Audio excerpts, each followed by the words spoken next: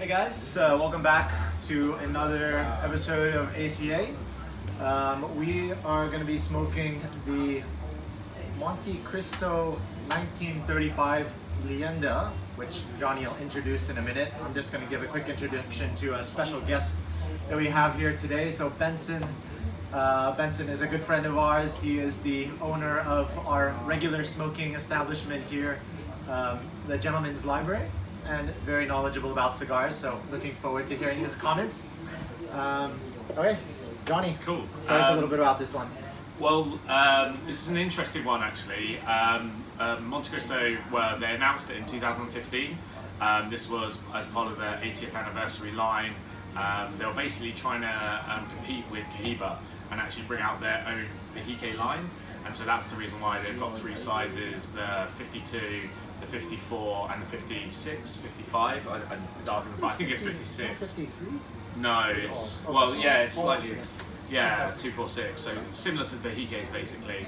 And we've just sort of read the reason behind the names of the three different sizes. So Dumas, it's actually from the 1844 book of Count of Montecristo, and Dumas was the surname of the author, Alexandre Dumas, and then Maltese was actually the nickname of the main character in the book, and Leyenda is actually Spanish for legend, and so that's the reason why this is called the Leyenda. So The largest one. yeah, the largest one. So, Supposedly legendary. We'll see. yeah. We'll see.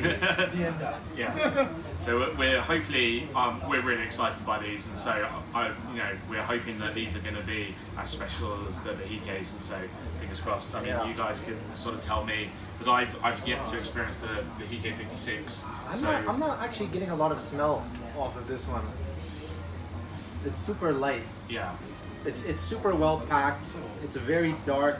I mean, the ones that we selected were very dark, but I'm not getting a lot of. But I think the wrapper is still good because it seems like a Vehique line at top. Yeah. The Montecristo on the top line. Yeah. So that's why you see the rolling and everything. The wrapper. So is this one aged at all? I don't think so. They say the tobacco is 5 years, like before they roll it. I think it's aged 5 The years. I smell is think. not quite strong. No. Yeah, it's not. Yeah. I mean, it's a little musty to me. Maybe almost a tiny bit of like very faint cream or milk chocolate, but otherwise, I'm not getting a lot out of this actually. I mean, it looks great. It looks amazing. Construction's amazing, top grade, triple cap, seamless, so really, really good. I'm not sure what to go for. I really want to V-cut mine, but I don't know what these guys are going to cut theirs. Are you guys going straight? Well, you really cut it straight. I'm going to try V-cut and see if that is a different, that's different, so let's see if that makes a difference. Should we stop? Yeah. Wait, let's do the cold draw real quick, just see what we're getting off of that. For mine, I would like to use the finger. Oh, so Benson was telling us that he doesn't actually use a cutter, like whereas Nate and myself, we both use cutters, but Benson goes the old school way where they just pick it, just slightly, just break the cap. And so I've never done that before because I'm always worried about cracking, but his one seems very, very good. So we can maybe give it a try. I've gone for the V-cut. I'm getting a bit of it takes a bit of a hay. I think that the jaw is.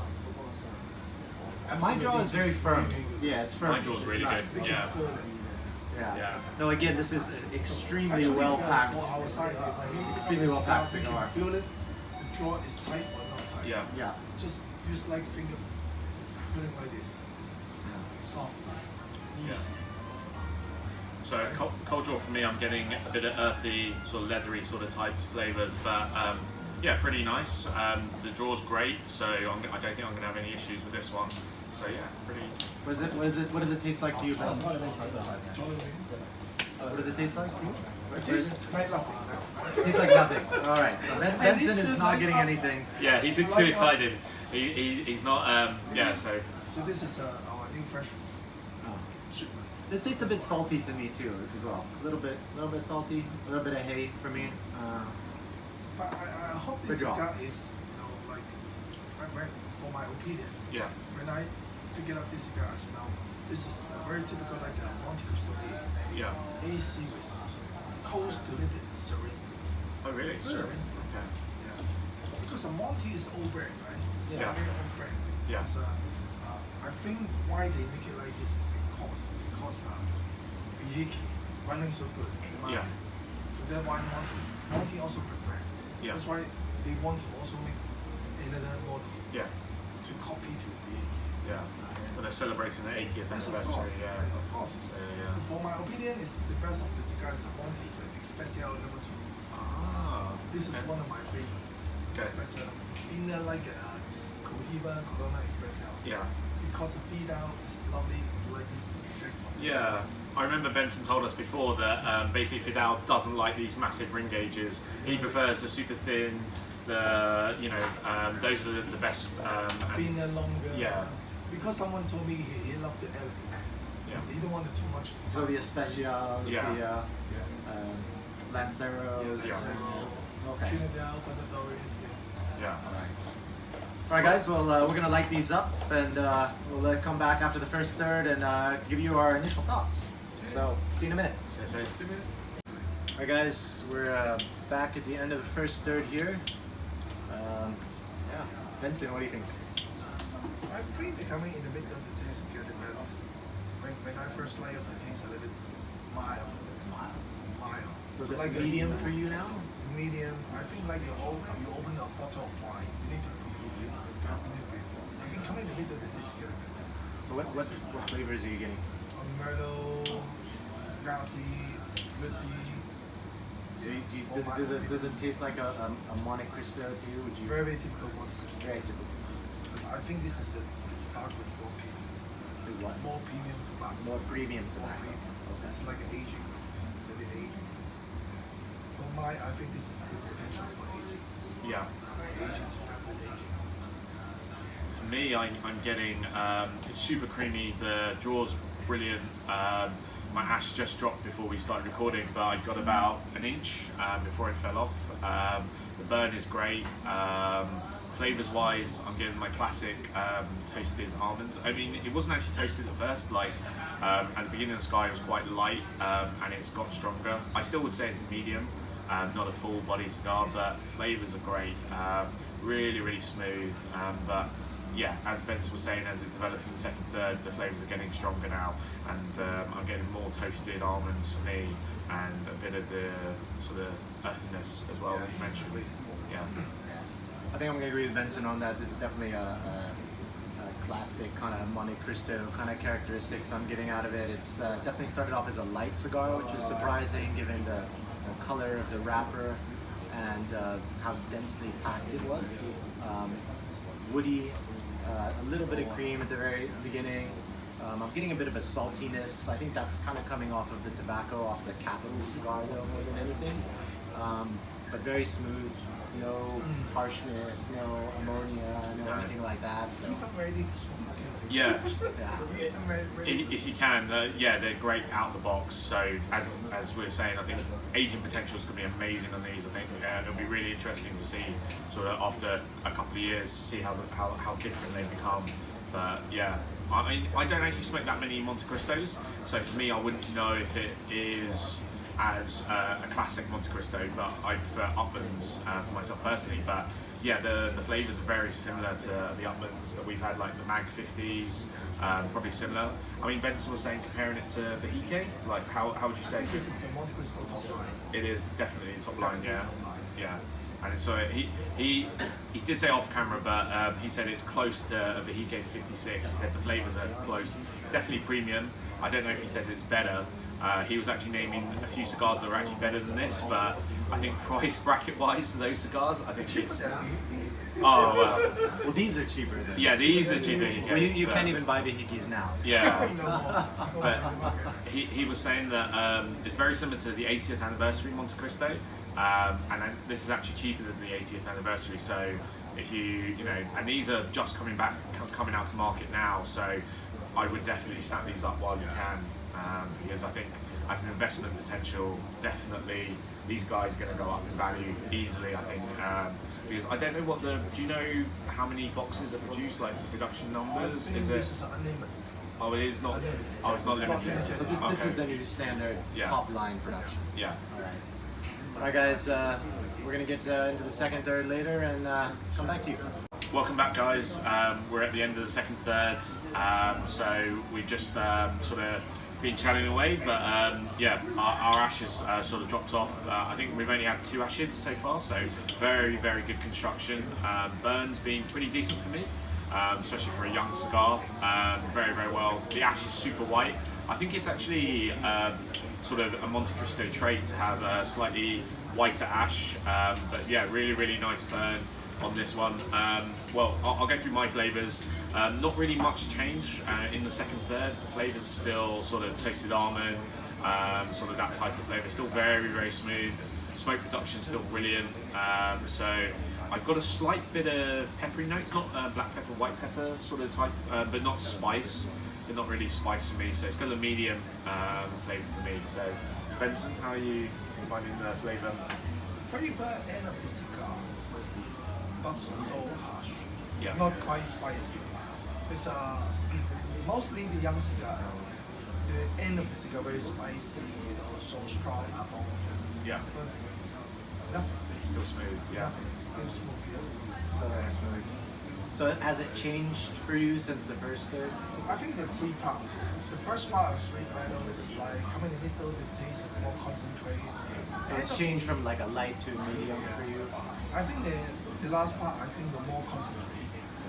More concentrated. But I mean, if you had to say like, what's the predominant like kind of flavor, taste like that you're getting like right now, what would it be? For my preferred end of this part. Are you getting like grass notes or nutty, or what type of flavours are you? Close to medium part. Okay. Close to. Okay. How about you, Nate? What about you? Yeah. What are you? So, kind of at the beginning of the first third, I was kind of getting almost a tiny bit of ammonia, as a bit of a new cigar kind of taste, but not like heavy. I wouldn't take any marks off of it because of that, and that went away kind of quickly. I think similar to Johnny, I was getting a very tight, slight bit of white kind of pepperiness, just very slight. And you know, that kind of new cigar taste kind of quickly kind of dissipated actually, and it really for me went back to a bit of a stronger kind of woody kind of well, again, what I characterize as a classic kind of Montecristo flavor profile. So it's not changed massively. Again, it's still really smooth. Yeah, I agree. It started off as a light cigar. Now it's still like a medium cigar, which is, I mean, it's a great smoke. I can't. I prefer this cigar good for morning time and noon It's a time. morning cigar, so Morning there you time. go. It's not a super heavy one. Yeah. Not after dinner, I think. Because Yeah. sorry about that, we've been smoking cigar more than 20 years. Yeah. But Are no. you guys feeling like because you know some cigars when you smoke them, especially the larger formats, you know you can get a bit of that nicotine kind of head rush. Are you guys getting that at all? No, not at yeah. all. And as Ben was saying, I think this is definitely, you can have this at lunchtime sort of cigar. I don't think I'm quite at the level where I can have it at breakfast time for smoking yet. I haven't started that level, but lunchtime, yeah, I would definitely. I mean, obviously the format is going to take you at least an hour and a half, maybe 2 hours, so depends what kind of lunch break you have. If it's a weekend lunchtime, then yeah, definitely that would be a really good time to have one of these. So I think for mine, I come with the green tea, Yeah. Chinese tea rather, Yeah. coffee. I don't think. I mean, we've been drinking. What is it? Single malt. Yeah, single malt. Yeah. So we've been. Is it slightly peatier than this one? It's supposed to be. Yeah, a little Is bit, this the little bit. Isla whiskey? Yeah, it's an Isla whiskey. Okay, so we've been drinking an Isla whiskey, not a super strong one like the Lagavulin 16. Probably not the best pairing with this cigar. We also tried a little bit of dark chocolate, but actually that really wasn't. The sweetness wasn't really like the best as well.